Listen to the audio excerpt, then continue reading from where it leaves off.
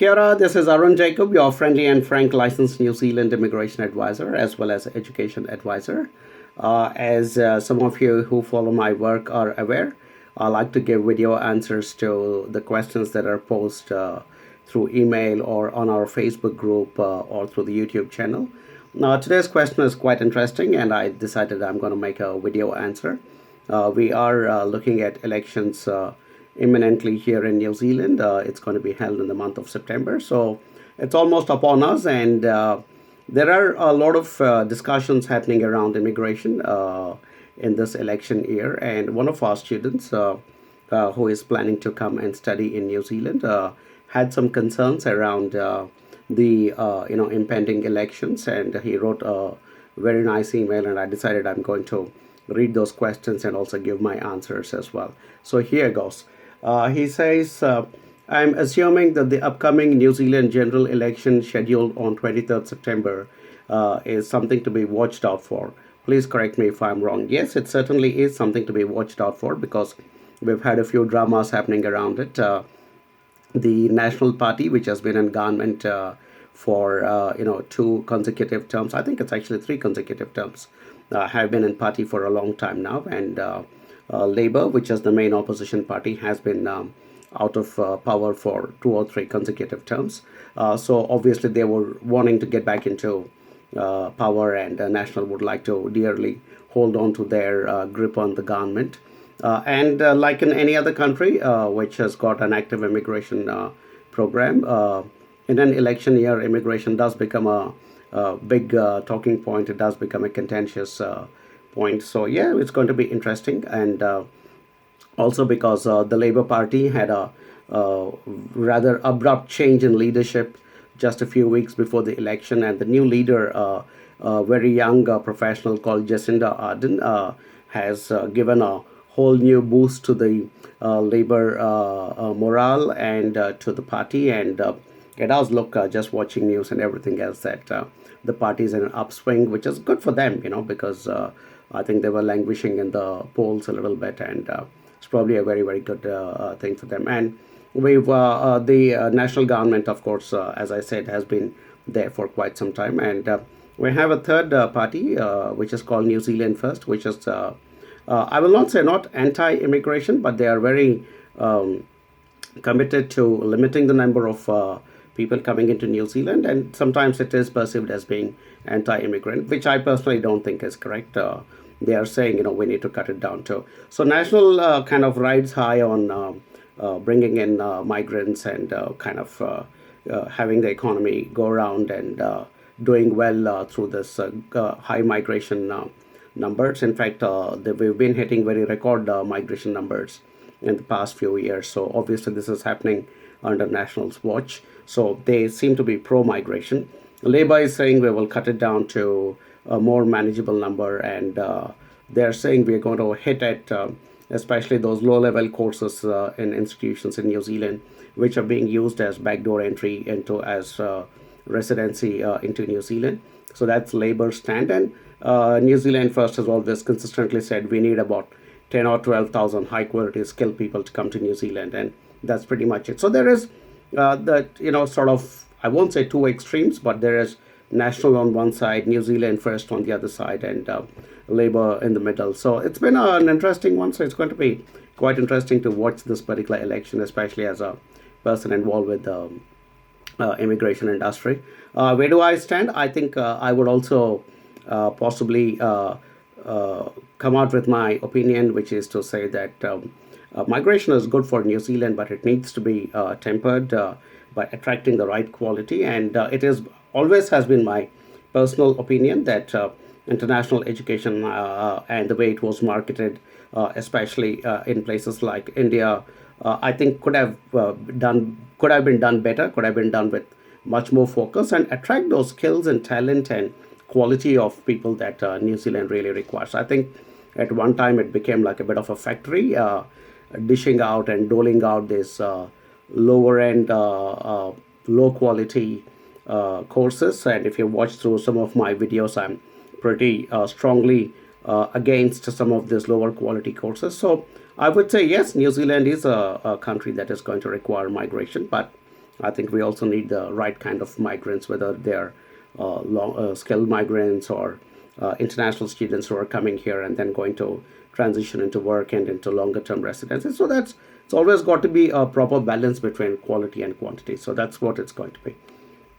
Now, the second question is since the Labour Party has been interested in cutting down immigration, and that is pretty apparent by the announcement made by them, any idea what their chances of coming into power next month? I mean, frankly, I'm not a electoral pundit or an electoral predictor, and I would quite simply say that the whole anti-incumbency might factor might go against national and Labour, like I said, has been on a bit of an upsurge with the new leader. So there's a very fair chance that they might actually come back into power. But like I said, Labour is not against completely getting done with immigration. And in fact, recently I also posted another report from New Zealand Herald in our Facebook group, and it very clearly says that Labour is intending to slash net immigration numbers by about 20 to 30,000, partly by reducing the number of international students studying low-level courses. So that's the emphasis is on low-level courses. So, yeah, I think Labour has got a good enough possibility of coming to power, but I don't think someone like you who's got a very good high-quality background has to be worried about where they're going to hit at the immigration. They are quite clearly saying that they're going to be targeting the lower-end courses and the spectrum of courses that are being offered by New Zealand institutions. Last question. As per internet sources, majority of New Zealand's population is of European descent. 74% identify as New Zealand European, with the indigenous Maori, who form 14.9%, being the largest minority. Have these political developments changed anything in terms of sentiments of the majority of New Zealanders? And that's in big bold letters. They've been known to be friendly, but things change when such developments happen. Frankly, at the ground level where we live every day, I wake up in this place. I go outside, do my work. I go into the malls. I go to the supermarkets. I go to the school to pick up my kids and bring them back home. Nothing much. I mean, you're right. New Zealanders, I think, are a slightly different breed of people. They don't get too highly emotional, especially about nationalistic kind of stuff. I don't think they are that kind of people. The only time they get totally emotional is when the All Blacks or the rugby team is absolutely beating up the Australian Wallabies on a ground somewhere, and that's probably where you'll see that huge frenzy and passion of Kiwis coming out. But by and large, they're very sedate, and they really don't care too much about all these things. And if anything, they're probably one of the most accepting people I have personally encountered in my life, and I've been to a lot of countries, including having lived and worked in places like US and UK, and also being here in New Zealand. I don't think there's any change. I mean, my family and I, friends, we all keep going and getting on with our everyday work and life, and there's no change as such in the majority of the New Zealanders, as you said, towards perceptions. Like I said, New Zealanders are also people who don't like to express too loudly or express too vehemently about things. And even if they are concerned about immigration, they might, drop a small letter or to the paper, or let their local MP know that that is a cause of concern, and that's how things happen in New Zealand. So I don't think there's anything to worry about. Just because we are talking about elections, today when I picked up my kids and came back from school, I saw this two things lying outside my doorstep, and that is a leaflet from the person called Jamie Strange, who was running for the local MP's position here in the constituency where I live. It is called Hamilton East, and he left a little note, and he also put call to say hello, Jamie.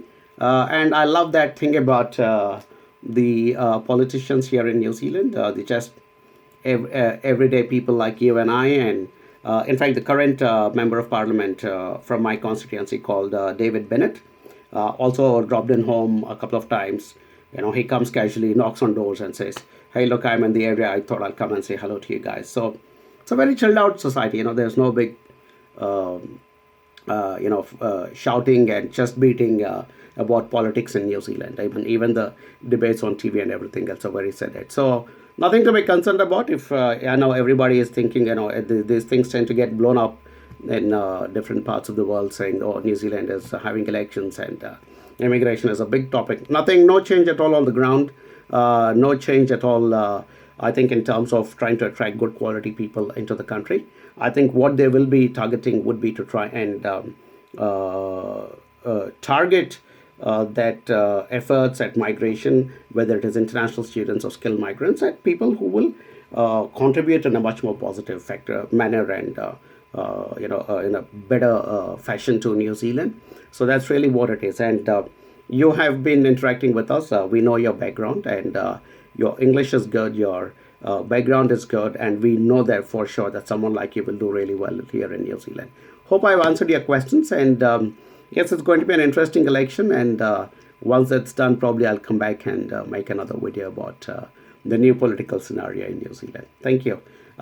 Please share my videos with your family and friends. And as always, thanks for watching my videos. Kia ora.